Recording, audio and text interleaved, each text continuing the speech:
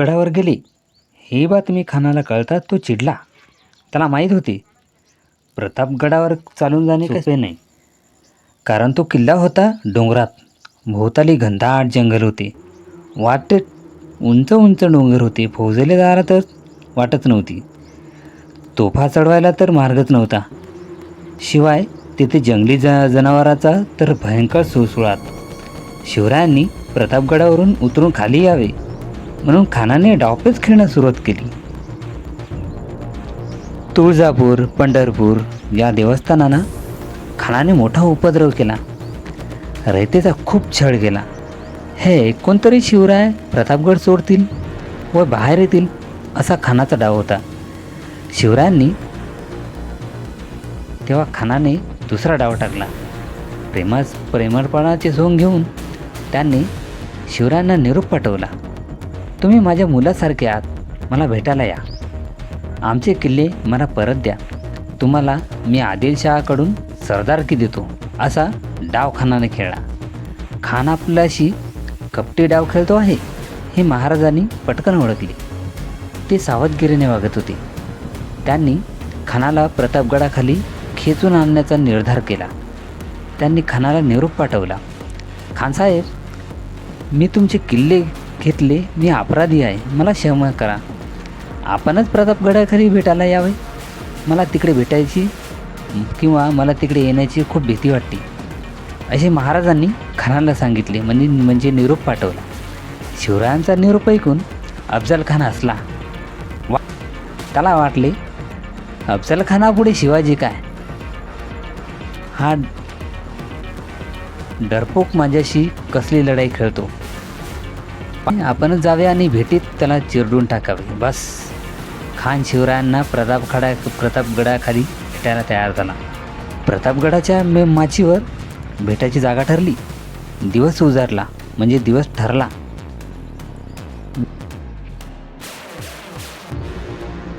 भेटीच्या वेळी दोघांनी आपल्याबरोबर एक सेवक आणावा आणि आपले 10 अंगरक्षक ठरलेल्या ठिकाणी दूर ठेवावे असे ठरले.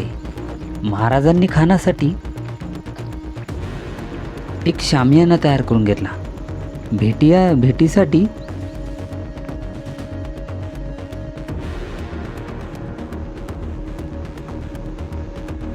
शिवराय फार सावधगिरीने वागत होते.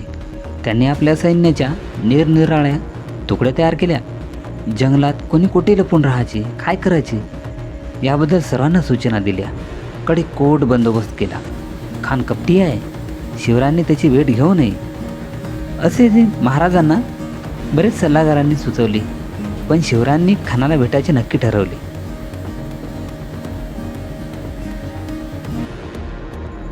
शिवरायांना भेटीचा दिवस उजाडला. सकाळी शिवरायांनी भवानी मातेचे दर्शन घेतले. थोड्या वेळाने त्यांनी पोशाख करण्यास सुरुवात केली. पायात सुरवार चढवली, अंगात चिलकत घातले, त्यावर जरीचे कुडते व अंगरखा घातला, डोक्यास जिरोटोप घातला, त्यावर मंदिल बांधला, डाव्या हाताच्या बोटांना वाघनखे चढवली, त्याच हाताच्या हस्तनिकीत बिचवा लपवला, सोबत पट्टा घेतला. शिवराय खानाच्या भेटीसाठी असे तयार झाले. बाहेर सुभेदार उभे होते. शिवराय त्यांना म्हणाले, गड्यांनो, आपापली कामे नीट करा. भवानी आई यश देणार आहे. पण समजा आमचे काही बरे वाईट झाले तर तुम्ही धीर सोडू नका. संभाजीराजांना गादीवर बसवा. महासाहेबांच्या आज्ञेत वागा. स्वराज्य वाढवा. रयत सुखी करा. आम्ही निघालो. शिवराय निघाले. बरोबर वकील पंताजी गोपीनाथ, जीवा महाला, संभाजी कावजी, येसाजी कंक, कृष्णाजी गायकवाड, सिद्धी इब्राहिम इत्यादी 10 अंगरक्षक होते. खान शिवरायांच्या आधीच शामियानात येऊन बसला होता. मनोराज्य करीत होता. त्याच्या शेजारी बडा सय्यद नावाचा त्याचा हत्यारबंद शिपाई उभा होता. तो पट्टा चालवण्यात मोठा पटईत होता.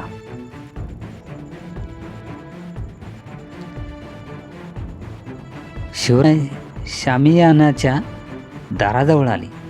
बडा सय्यदकडे पाहताच महाराज तेथेच उभे राहिले.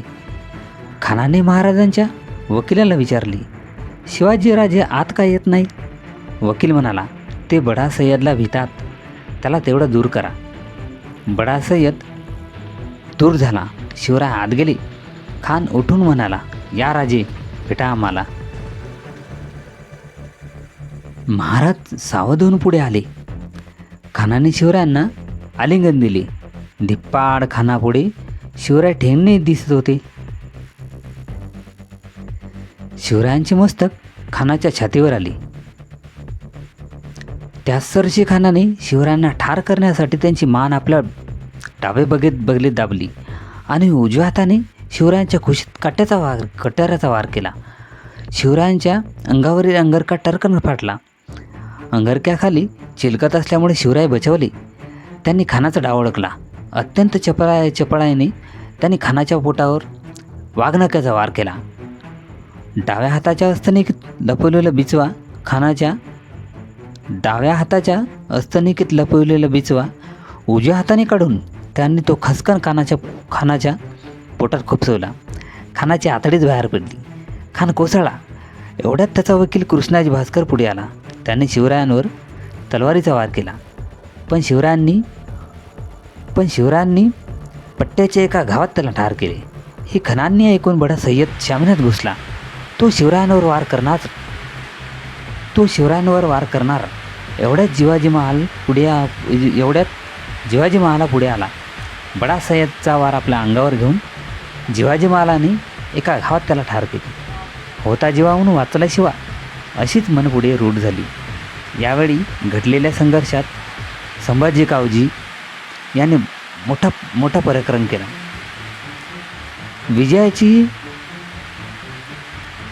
विजय शिवराय गडावर गेले. इशाऱ्याची तोफ झाली. शिवरायांचे सैन्य इशाऱ्याची वाटच पाहत होते. तोफ होताच झाडीत लपून बसलेले शिवरायाचे सैन्य खानाच्या फौजेवर तुटून पडले. खानाच्या फौजा बेसावत होत्या. त्यांना पळायलाही वाट सापडेना.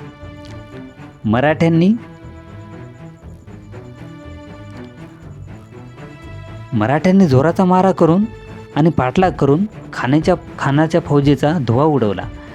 अफजल खानाचा मुलगा फाजल खान कसा बसा निसटला व विजापूरला पोचला.